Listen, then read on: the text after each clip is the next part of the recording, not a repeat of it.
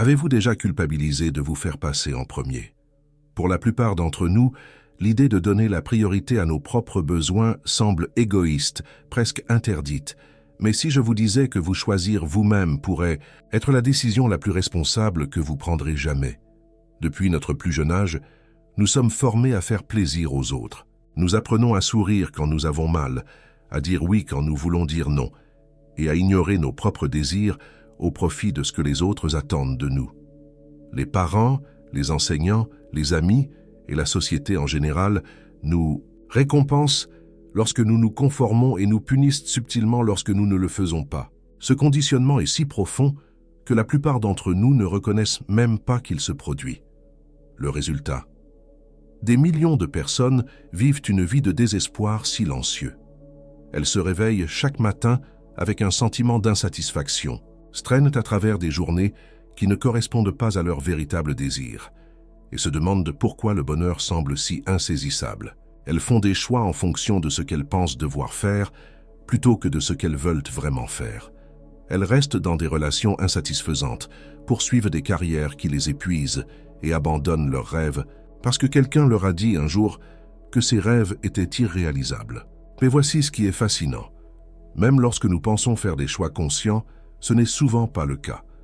Notre esprit inconscient, ce vaste réservoir de pensées, de sentiments et de souvenirs en dessous de notre conscience, est en fait aux commandes.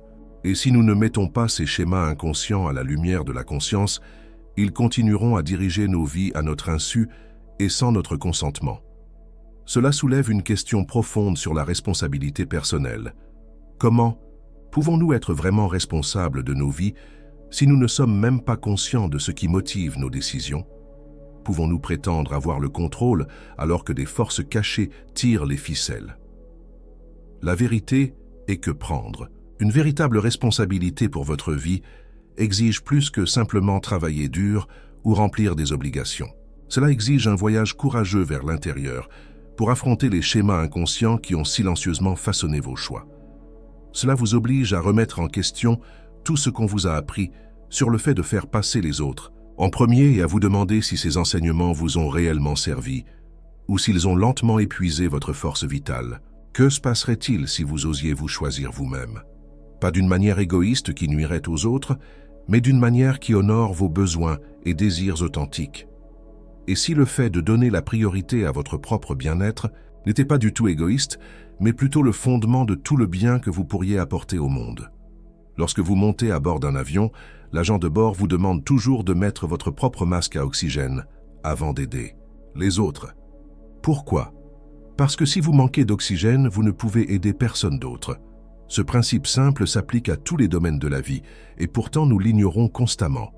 Nous essayons de verser à partir de tasses vides, nous demandant pourquoi nous nous sentons épuisés et pleins de ressentiment. Aujourd'hui, nous allons remettre en question la croyance profondément ancrée selon laquelle se choisir soi-même est égoïste. Nous allons explorer comment l'inconscient influence vos choix, comment le conditionnement sociétal vous maintient petit et surtout, comment se libérer de ces schémas peut transformer non seulement votre vie, mais aussi la vie de tous ceux qui vous entourent. Êtes-vous prêt à vous lancer dans ce voyage de découverte de soi authentique? Êtes-vous prêt à remettre en question tout ce que vous pensiez savoir sur la responsabilité et l'altruisme? Si oui, commençons par comprendre comment le conditionnement social et le pouvoir de l'inconscient ont façonné vos choix sans que vous en soyez conscient. La voix qui vous dit de donner la priorité à tout le monde vient de quelque part, elle n'est pas née avec vous. Enfant, nous absorbons comme des éponges les attentes de nos familles, de nos communautés et de nos cultures.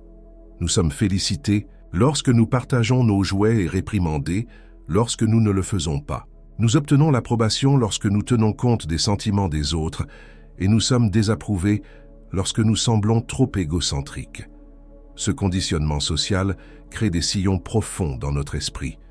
Nous intériorisons ces messages si complètement qu'ils deviennent notre propre voix intérieure. Finalement, nous nous surveillons nous-mêmes, en faisant des choix en pilote automatique qui reflètent ces valeurs apprises plutôt que nos désirs authentiques. Ce qui est vraiment fascinant, c'est la façon dont ces schémas opèrent en dessous de notre conscience. Lorsque vous vous sentez inexplicablement attiré à plaire à quelqu'un qui vous traite mal, ou lorsque vous sacrifiez à plusieurs reprises vos besoins, malgré la promesse que vous vous étiez faite de ne pas le faire, votre esprit inconscient est à l'œuvre. Ces réponses automatiques se produisent si rapidement que votre esprit conscient crée simplement une explication à consonance rationnelle après coup. Pensez à la dernière fois que le comportement de quelqu'un vous a vraiment irrité. Peut-être était-ce un collègue qui s'attribuait le mérite de votre travail ou un ami qui arrive constamment en retard. Cette réaction émotionnelle intense pointe souvent vers quelque chose de plus profond, un reflet d'aspect de vous-même que vous avez nié ou refoulé. Les qualités chez les autres qui nous déclenchent le plus fortement reflètent souvent des parties désavouées de nous-mêmes. Cette projection psychologique sert de fenêtre sur notre inconscient. Le collègue dont l'autopromotion constante vous rend fou pourrait refléter votre propre désir inexprimé de reconnaissance. L'ami dont le besoin vous épuise pourrait refléter votre propre besoin non reconnu de soutien que vous avez jugé inacceptable. Les médias sociaux amplifient ces dynamiques. Nous faisons défiler des images soigneusement sélectionnées de vie parfaite et absorbons inconsciemment des messages sur ce à quoi le succès devrait ressembler, ce que les relations devraient ressentir et comment nous devrions passer notre temps. Ces croyances collectives s'infiltrent dans notre processus de prise de décision sans que nous en soyons conscients. Beaucoup de gens atteignent le milieu de la vie avant de remettre en question ces schémas automatiques. Quelque chose se produit, peut-être une crise de santé, une rupture relationnelle ou simplement un sentiment croissant de vide qui les oblige à se demander « Est-ce vraiment ce que je veux ou ai-je vécu selon le scénario de quelqu'un d'autre ?» Ce réveil peut être désorientant mais libérateur, comme si vous réalisiez soudainement que vous conduisez avec la carte de quelqu'un d'autre. L'inconscient collectif contient des schémas archétypaux qui nous influencent nous tous. Le besoin d'être le héros, le soignant, le sage ou le rebelle. Ces schémas universels peuvent soit enrichir nos vies, soit nous piéger dans des rôles limitatifs, selon notre conscience de ceux-ci. À quand remonte la dernière fois où vous avez pris une décision importante, uniquement en fonction de vos propres désirs, sans tenir compte de la façon dont les autres pourraient percevoir votre choix? Pour beaucoup de gens, cette question révèle à quel point ils agissent rarement à partir d'une connaissance authentique d'eux-mêmes, plutôt que d'un conditionnement inconscient. Se libérer des schémas inconscients nécessite une auto-observation engagée. Remarquez quand vous dites automatiquement oui, malgré une sensation de résistance dans votre corps. Faites attention lorsque vous sentez du ressentiment s'accumuler après avoir aidé quelqu'un. Ces moments fournissent des données précieuses sur l'écart entre vos réponses conditionnées et vos besoins authentiques. Le chemin vers un choix conscient commence simplement en remarquant sans jugement comment le conditionnement social a façonné vos décisions. Cette prise de conscience crée de minuscules espaces entre le stimulus et la réponse, des moments où de nouveaux choix deviennent possibles. Notre société célèbre le sacrifice de soi tout en considérant la priorisation de soi avec suspicion. Pourtant, la véritable générosité ne peut découler que d'un soi entier et épanoui, et non d'un soi épuisé et plein de ressentiment. Reconnaître ce paradoxe marque le début d'une véritable libération des schémas inconscients. Cette reconnaissance mène naturellement à la prochaine étape du développement. Supprimer les fausses couches de personnalité qui se sont accumulées au fil des années à essayer de plaire aux autres et découvrir qui vous êtes réellement sous les masques sociaux. Devenir votre moi authentique ne signifie pas vous transformer en quelqu'un de nouveau. Cela signifie exhumer qui vous avez toujours été sous les couches de conditionnement social. Ce processus ressemble plus à un travail archéologique qu'à une construction, car vous retirez soigneusement les débris accumulés pour révéler ce qui a toujours été là. Beaucoup de gens confondent développement personnel et amélioration de soi, s'efforçant constamment de corriger les défauts perçus et de devenir meilleur selon des normes externes. La transformation authentique fonctionne différemment. Il s'agit d'intégration plutôt que d'élimination, d'entièreté plutôt que de perfection. Le voyage vers l'individuation, devenir psychologiquement individuel et distinct, commence lorsque vous vous demandez quelles parties de votre personnalité vous appartiennent réellement et lesquelles ont été adoptées pour obtenir l'approbation. Avez-vous choisi votre voie professionnelle parce qu'elle vous attirait sincèrement ou parce qu'elle impressionnait vos parents? Vos convictions politiques reflètent-elles votre propre réflexion approfondie ou ont-elles été absorbées de votre cercle social? Ces questions initiaient le démantèlement du faux self. Ce qui rend ce processus difficile, c'est la confrontation à l'ombre, ces aspects de vous-même qui ont été rejetés, refoulés ou niés parce qu'ils ne correspondaient pas à l'image de ce que vous étiez censé être. L'ombre contient non seulement vos faiblesses et vos défauts perçus, mais aussi des qualités positives qui n'étaient pas valorisées dans votre environnement. Un enfant élevé dans la modestie pourrait réprimer ses capacités naturelles de leadership. Une personne à qui l'on a appris que la colère est inacceptable pourrait cacher son assertivité saine dans l'ombre. L'ombre ne disparaît pas lorsqu'elle est niée. Elle opère sous terre, émergeant dans la projection, les rêves, les lapsus et les moments où vous êtes pris au dépourvu. Avez-vous remarqué que vous jugez sévèrement chez les autres les qualités mêmes que vous craignez de posséder? Cette expérience courante révèle un matériel d'ombre qui cherche à être reconnu. L'intégration de l'ombre exige du courage, car elle implique de reconnaître des parties de vous-même qui peuvent sembler honteuses ou effrayantes. Lorsque vous commencez ce travail, vous pouvez découvrir une colère que vous ne saviez pas que vous portiez, des désirs que vous n'avez jamais reconnus ou des talents que vous avez gardés cachés. Comme un sage psychologue l'a naturellement observé à travers son travail approfondi, ce processus d'intégration constitue le travail essentiel de la seconde moitié de la vie. Que se passe-t-il lorsque vous évitez cette intégration? L'ombre négligée devient plus puissante et primitive. La personne qui nie son ambition naturelle peut saboter son succès par des comportements inconscients. L'individu qui rejette sa vulnérabilité pourrait développer des symptômes physiques, car le corps exprime ce que l'esprit refuse de reconnaître. Les étapes pratiques vers l'intégration comprennent le fait de prêter attention à vos réactions émotionnelles, en particulier celles qui semblent disproportionnées par rapport à la situation. Les fortes charges émotionnelles signalent généralement du matériel de l'ombre. Tenir un journal de rêves peut fournir des informations précieuses, car les rêves présentent souvent des aspects de l'ombre sous une forme symbolique. L'expression créative, par l'art, l'écriture ou le mouvement, peut contourner la résistance consciente et révéler des aspects cachés de soi. L'intégration ne signifie pas laisser libre cours à toutes les impulsions. Cela signifie reconnaître toutes les parties de vous-même et choisir consciemment comment les exprimer de manière saine. L'agression que vous avez niée pourrait se transformer en une saine définition des limites. La sensibilité que vous avez cachée pourrait améliorer vos relations lorsqu'elle est consciemment acceptée. Les récompenses de ce travail sont profondes. L'énergie auparavant utilisée pour réprimer les aspects indésirables de vous-même devient disponible pour des activités créatives. Les relations s'approfondissent lorsque vous vous présentez tel que vous êtes plutôt qu'une version édulcorée. Plus important encore, vous accédez à des ressources internes qui étaient auparavant enfermées dans l'ombre. Lorsque vous reconnaissez et intégrez ces parties désavouées, vous découvrez un sentiment de plénitude qu'aucune réussite extérieure ne peut procurer. Cette plénitude constitue le fondement d'un choix de soi authentique et de relations sincères avec les autres. Pour progresser sur cette voie, il faut apprendre à établir des limites qui protègent votre moi authentique en devenir contre le risque de retomber dans d'anciens schémas de complaisance et d'abandon de soi. L'établissement de limites marque l'application pratique du choix de soi. Beaucoup de gens ont du mal avec les limites parce qu'ils ne les ont jamais vues modélisées efficacement.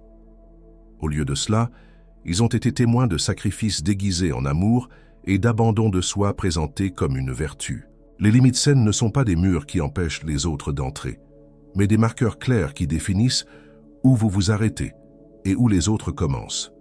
Ils protègent votre énergie, votre temps et votre identité, tout en permettant une connexion authentique. Établir des limites nécessite d'abord de savoir ce que vous voulez et ce dont vous avez besoin, ce qui n'est possible que grâce à la connaissance de soi acquise par l'intégration de l'ombre.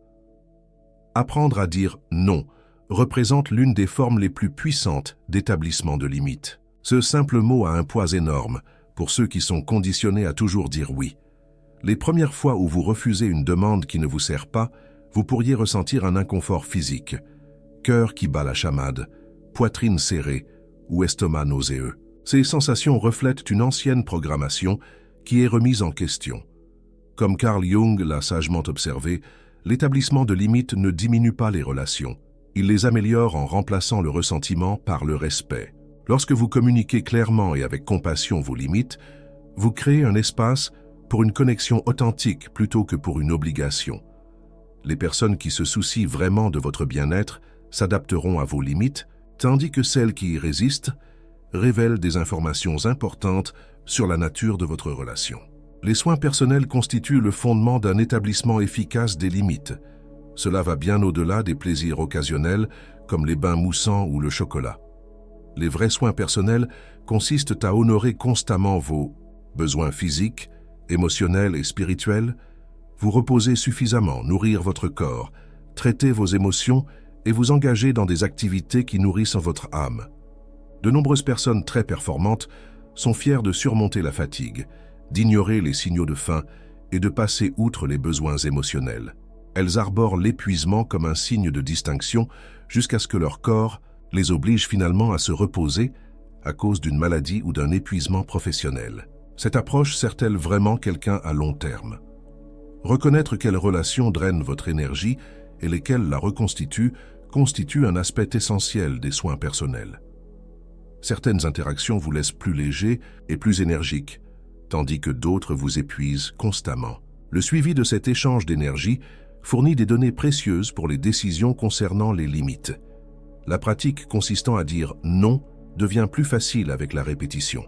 Commencez par des situations plus petites où les enjeux vous semblent gérables. Remarquez que le monde ne s'écroule pas lorsque vous refusez un engagement qui ne correspond pas à vos priorités. Progressez graduellement vers l'établissement de limites plus importantes dans des relations plus significatives. Qu'en est-il? De la culpabilité. Cette émotion survient souvent lorsque nous nous accordons la priorité après avoir passé des années à faire passer les autres en premier. Considérez la culpabilité comme un passager attendu de votre voyage plutôt que comme un signal de faire marche arrière. Remerciez-la d'essayer de vous maintenir en sécurité dans des schémas familiers, puis continuez à avancer dans votre pratique de l'établissement de limites. L'énergie que vous récupérez grâce à des limites saines devient disponible pour des activités et des relations significatives qui comptent vraiment pour vous. Plutôt que de vous disperser dans de nombreux engagements superficiels, vous pouvez investir profondément dans ce qui résonne avec votre moi authentique. L'établissement de limites transforme non seulement vos relations extérieures, mais aussi votre paysage intérieur. En honorant vos limites avec les autres, vous commencez naturellement à respecter vos propres limites intérieures en ne vous poussant pas au-delà des limites raisonnables ou en ignorant les signaux de votre corps. Cette capacité croissante d'autoprotection crée la sécurité nécessaire pour développer une relation plus profonde avec votre intuition, cette connaissance intérieure tranquille qui vous guide vers ce qui est vraiment juste pour vous, au-delà du conditionnement social. Sous le bavardage de votre esprit conscient se cache une sagesse plus profonde, votre intuition. Cette connaissance n'arrive pas par l'analyse logique, mais par des sensations subtiles, des images ou un sentiment de certitude tranquille. Développer une relation avec ce système de guidance intérieure s'avère essentiel pour une vie authentique. La plupart des gens ont vécu des moments où ils savaient quelque chose sans comprendre comment.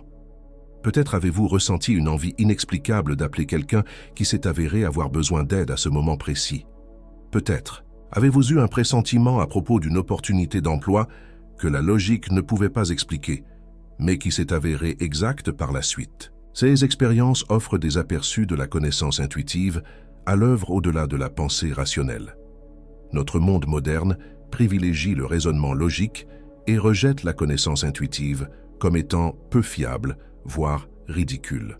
On nous apprend à faire des listes de pour et de contre, à analyser des données et à ignorer les sensations corporelles qui pourraient essayer de communiquer une sagesse. Ce rejet de l'intuition nous déconnecte d'un système de guidance essentiel. Se connecter à l'intuition nécessite de calmer le bruit mental créé par la stimulation numérique constante, les opinions des autres et votre propre doute de soi.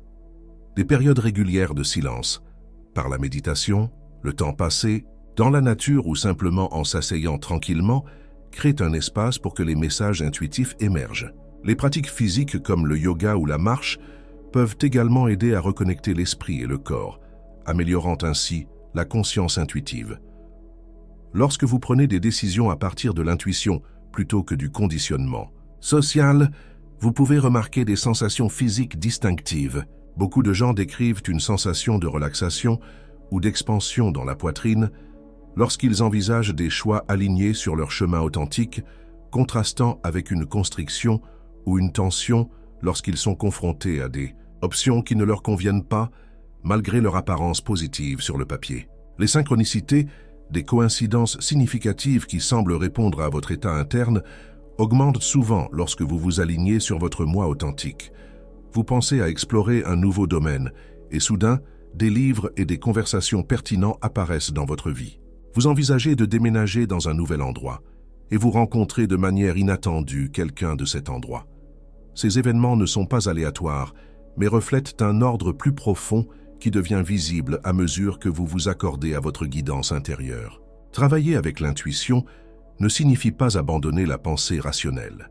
Les décisions les plus puissantes intègrent les deux facultés, en utilisant l'intuition pour identifier la direction et l'intellect pour mettre en œuvre des étapes pratiques. Ce partenariat entre la connaissance et la planification crée une action équilibrée alignée sur votre vérité la plus profonde.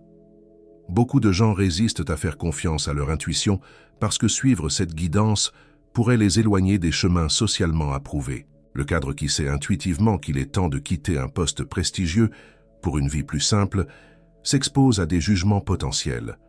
Le parent qui sent que son enfant a besoin d'une approche éducative non conventionnelle risque les critiques des membres de sa famille. Suivre une guidance intuitive demande du courage précisément parce que cela contredit souvent les croyances collectives sur ce qui constitue le succès ou les choix appropriés. Les approches pratiques pour renforcer l'intuition comprennent le suivi des intuitions justes et de leurs résultats, la création de moments de calme réguliers pour l'écoute intérieure, l'attention aux rêves et la prise en compte des sensations physiques qui accompagnent les différents choix. Comme toute relation, votre connexion avec l'intuition s'approfondit grâce à une attention et un respect constants. À mesure que la confiance en votre guidance intuitive grandit, la prise de décision se transforme. Plutôt que de vous épuiser, à peser d'innombrables options et à rechercher l'approbation des autres, vous développez la capacité de sentir ce qui est juste pour vous, une forme de connaissance intérieure qui transcende la validation externe. Cet alignement entre la guidance intérieure et l'action extérieure crée une authenticité puissante qui ne se contente pas de changer votre vie, mais influence tous ceux qui vous entourent en démontrant ce qui est possible lorsque quelqu'un choisit son propre chemin unique plutôt que le conformisme. Lorsque vous choisissez l'authenticité, vous créez des répercussions bien au-delà de votre expérience personnelle. Votre courage de vivre à partir de la vérité intérieure plutôt que des attentes extérieures modifie subtilement le champ social qui vous entoure, donnant aux autres la permission de remettre en question leur propre schéma conditionné. Cette influence opère souvent en silence. Le collègue qui vous voit refuser poliment un engagement excessif pourrait se retrouver à réfléchir à sa propre tendance à trop s'engager. L'ami qui vous voit poursuivre une passion, malgré les critiques, pourrait reconsidérer l'abandon de ses propres rêves. Vos choix authentiques sèment des graines dans la conscience des autres, qui germent parfois des années plus tard, lorsqu'ils sont confrontés à des carrefours similaires. Notre interconnexion signifie que la transformation individuelle ne se produit jamais de manière isolée. Chaque personne qui se réveille d'une vie en pilote automatique crée une minuscule fissure dans la transe collective. Ces fissures s'accumulent, affaiblissant les structures sociales rigides et créant un espace pour l'émergence de nouvelles possibilités. Pensez aux personnages historiques qui ont modifié la conscience collective grâce à leur authenticité personnelle. Ils n'ont pas entrepris de révolutionner la société. Ils ont simplement refusé d'abandonner leur vérité intérieure malgré d'énormes pressions extérieures. Leur engagement à vivre de manière authentique a modifié ce qui semblait possible pour d'innombrables autres personnes. Cette compréhension transforme notre façon de concevoir la croissance personnelle. Se choisir soi-même n'est pas égoïste, c'est une contribution profonde à l'évolution collective. Lorsque vous libérez l'énergie auparavant consommée par le maintien d'un faux soi, cette énergie devient disponible non seulement pour votre propre créativité, mais aussi pour un service significatif aux autres. De nombreux professionnels de l'aide découvrent ce paradoxe par l'expérience. Ceux qui servent par obligation ou par investissement identitaire finissent par s'épuiser, tandis que ceux qui servent par vocation authentique et avec des limites appropriées maintiennent leur efficacité et leur joie. L'assistant social qui pratique un véritable soin de soi aide finalement plus de clients que celui qui sacrifie son bien-être. L'enseignant qui honore ses limites crée un environnement de classe plus sain que celui qui s'épuise complètement. Que se passerait-il sur les lieux de travail si davantage de personnes établissaient des limites saines autour de leur temps et de leur énergie? Comment la dynamique familiale pourrait-elle évoluer si les membres privilégiaient l'authenticité au maintien d'une harmonie confortable mais fausse? Ces questions pointent vers une transformation collective qui commence par un choix individuel. Les organisations reconnaissent de plus en plus que l'encouragement de l'authenticité des employés conduit à une plus grande innovation, à une réduction de l'épuisement professionnel et à de meilleurs résultats. Les entreprises progressistes créent des cultures où les gens peuvent reconnaître leurs limites, exprimer des points de vue authentiques et travailler en accord avec leurs forces naturelles plutôt que de se conformer à des attentes rigides. Ce changement représente une évolution culturelle plus large, qui s'éloigne des valeurs de l'ère industrielle, qui traitait les humains comme des pièces interchangeables, vers la reconnaissance des contributions uniques qui émergent de l'expression authentique de soi. L'avenir n'appartient pas à ceux qui se conforment le mieux, mais à ceux qui développent et offrent le plus complètement leurs dons distinctifs. Les médias sociaux présentent à la fois des défis et des opportunités en matière d'authenticité. Bien que ces plateformes renforcent souvent la conformité par le biais des j'aime et des algorithmes, elles permettent également à des voix authentiques de trouver un public en dehors des systèmes traditionnels de contrôle. Lorsque quelqu'un partage son expérience authentique, y compris les luttes, les questions et la croissance, cela crée une connexion bien plus puissante qu'une perfection artificielle. L'impact collectif de votre authenticité s'étend même aux générations futures. Les enfants apprennent davantage de ce que nous incarnons que de ce que nous disons. Un parent qui vit de manière authentique malgré les difficultés est un modèle de courage et de respect de soi qui façonne l'approche de la vie de son enfant plus puissamment que n'importe quelle instruction verbale sur l'estime de soi. Votre cheminement vers une vie authentique contribue à un monde où davantage de personnes se sentent libres de remettre en question les limitations héritées et d'explorer leur potentiel unique. Cette contribution se fait naturellement, sans zèle missionnaire ni tentative de convertir les autres, simplement par le pouvoir tranquille de vivre votre vérité. La dernière pièce de cette transformation consiste à passer de la compréhension à l'action engagée, le pont entre la perspicacité et le changement réel. Sujet 6. Ação transformadora et a importância do compromisso pessoal. Action. Transformatrice et l'importance de l'engagement personnel. 670 mots. La connaissance sans action crée peu de changements. Beaucoup de gens comprennent intellectuellement les concepts que nous avons explorés, mais continuent de vivre selon d'anciens schémas.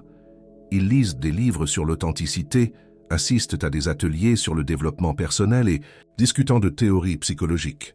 Pourtant, leur choix quotidien reste motivé par le même conditionnement inconscient.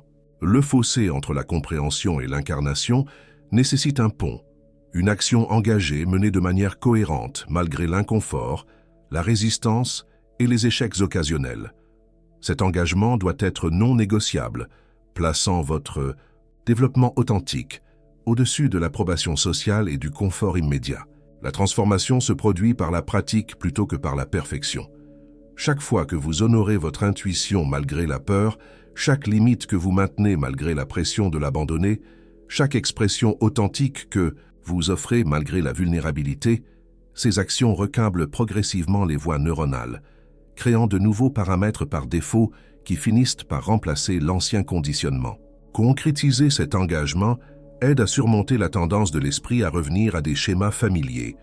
Écrire vos intentions crée une responsabilité.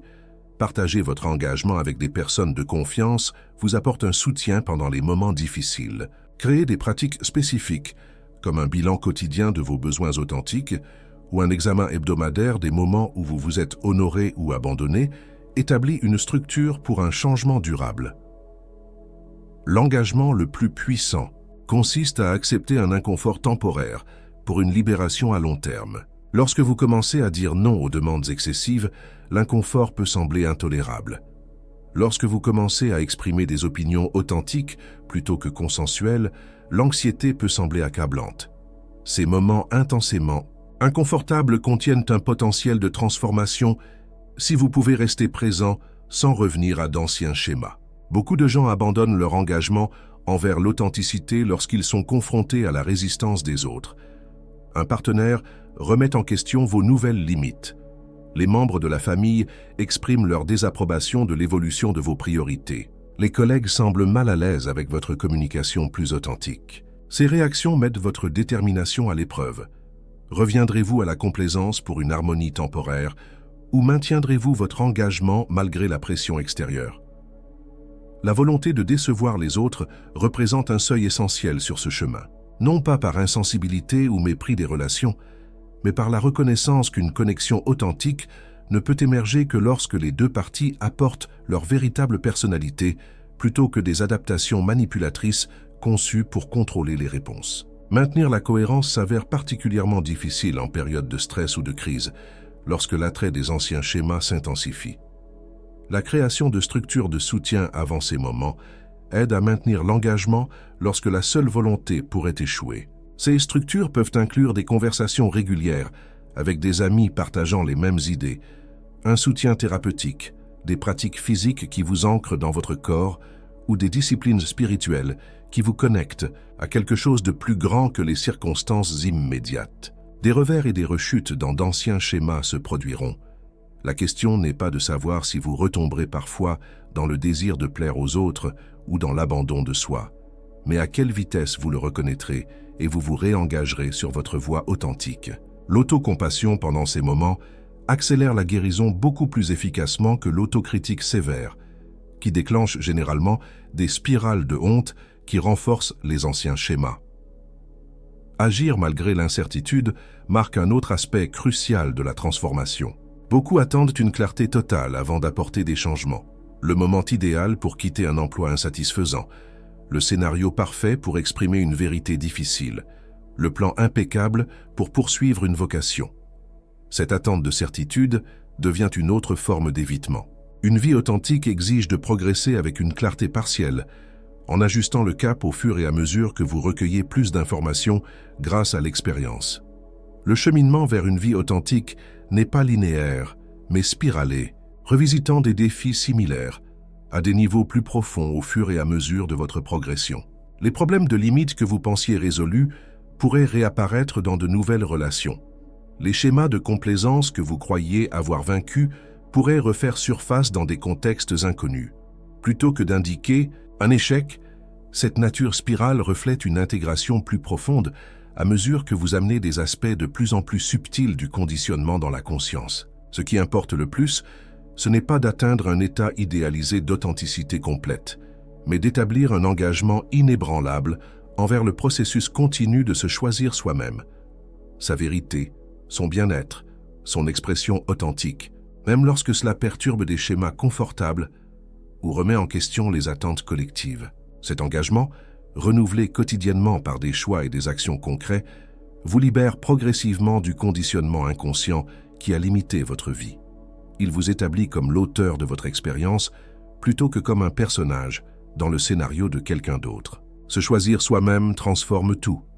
Non pas par des changements externes spectaculaires, bien que ceux-ci suivent souvent, mais par un changement fondamental dans la façon dont vous vous rapportez à vous-même et au monde. Ce choix ne se fait pas une seule fois, mais des milliers de fois dans des moments grands et petits, alors que vous réorientez progressivement votre vie autour de l'authenticité intérieure plutôt que de l'approbation extérieure. Le voyage commence par la conscience, reconnaître à quel point le conditionnement social a influencé vos choix et avec quelle force l'esprit inconscient dirige votre comportement lorsqu'il n'est pas examiné. Cette reconnaissance peut initialement sembler décourageante. À quel point pouvez-vous vraiment être libre si une si grande partie de votre vie a été façonnée par des forces hors de votre contrôle conscient? Pourtant, cette même conscience crée une possibilité. Ce qui était inconscient devient conscient. Ce qui était automatique devient un choix. Les écarts entre le stimulus et la réponse s'élargissent permettant à de nouvelles options d'émerger là où auparavant n'existaient que des réactions conditionnées. Au fur et à mesure que vous distinguez votre moi authentique des personnages adoptés, vous accédez à des parties de vous-même longtemps cachées dans l'ombre. Ces aspects récupérés, à la fois difficiles et doués, enrichissent votre vie d'une énergie auparavant consommée par la répression. L'intégration remplace la fragmentation lorsque vous reconnaissez tout ce que vous êtes, plutôt que de vous limiter aux parties socialement acceptables. Apprendre à établir et à maintenir des limites protège cette authenticité émergente. Chaque fois que vous honorez vos limites et vos besoins, vous renforcez le muscle du respect de soi. Chaque fois que vous résistez à la tentation de vous abandonner pour le confort des autres, vous renforcez votre engagement envers la plénitude plutôt qu'à la fragmentation. Développer la confiance en votre intuition fournit des conseils qui vont au-delà de ce que l'analyse logique seule peut offrir. Cette connaissance intérieure, lorsqu'elle est respectée et suivie, mène à des choix alignés sur votre chemin, uniques plutôt que sur des prescriptions sociétales génériques pour le succès ou le bonheur. Les synchronicités augmentent à mesure que vos choix authentiques résonnent avec des schémas plus profonds, créant un sentiment de fluidité et de justesse même dans des circonstances difficiles. Votre authenticité croissante a un impact sur tous ceux qui vous entourent, souvent d'une manière que vous ne connaîtrez jamais pleinement. La permission que vous vous accordez s'étend aux autres par le biais de connexions invisibles. Votre courage inspire le courage. Votre respect de soi encourage le respect de soi. Sans prêcher ni persuader, votre authenticité incarnée démontre des possibilités que les mots seuls ne pourraient jamais transmettre. Plus importante encore, une action engagée jette un pont entre la compréhension et la transformation. La connaissance reste théorique jusqu'à ce qu'elle soit appliquée de manière cohérente par le biais de choix quotidiens qui privilégient l'authenticité au confort, la vérité à l'harmonie et l'expression de soi authentique aux masques sociaux. Cet engagement, renouvelé sans cesse malgré les inévitables revers, recable progressivement toute votre relation avec vous-même et avec le monde. Qu'est-ce qui vous attend au-delà de ce seuil d'engagement? Non pas la perfection ou l'absence de défis, mais une vie de congruence, où la vérité intérieure et l'expression extérieure s'alignent, où les choix émergent d'un désir authentique plutôt que d'un conditionnement inconscient, où les relations se forment autour d'une connexion authentique plutôt que de la manipulation ou de l'obligation. Ce voyage exige du courage. Remettre en question des croyances profondément ancrées sur l'altruisme et la responsabilité remet en question tout ce qu'on vous a appris sur la façon d'être une bonne personne. Se choisir soi-même, malgré la pression sociale à se conformer, exige une force que peu développent pleinement. Maintenir son engagement malgré l'inconfort et la résistance met votre détermination à l'épreuve à plusieurs reprises. Pourtant, des millions de personnes ont découvert que franchir ce seuil, s'engager irrévocablement sur leur voie, authentique malgré tout ce qui se présente, crée une liberté qu'aucune circonstance extérieure ne peut offrir. Cette liberté n'émerge pas de l'évitement des difficultés, mais de l'affrontement de celles-ci avec toute votre personne pleinement présente, n'étant plus fragmentée par le travail épuisant de maintenir une fausse image. Le choix se présente. À vous maintenant. Continuerez-vous à laisser un conditionnement inconscient diriger votre vie? Ou vous engagerez-vous avec tout le courage qu'un tel engagement exige dans le voyage transformateur du choix de vous-même?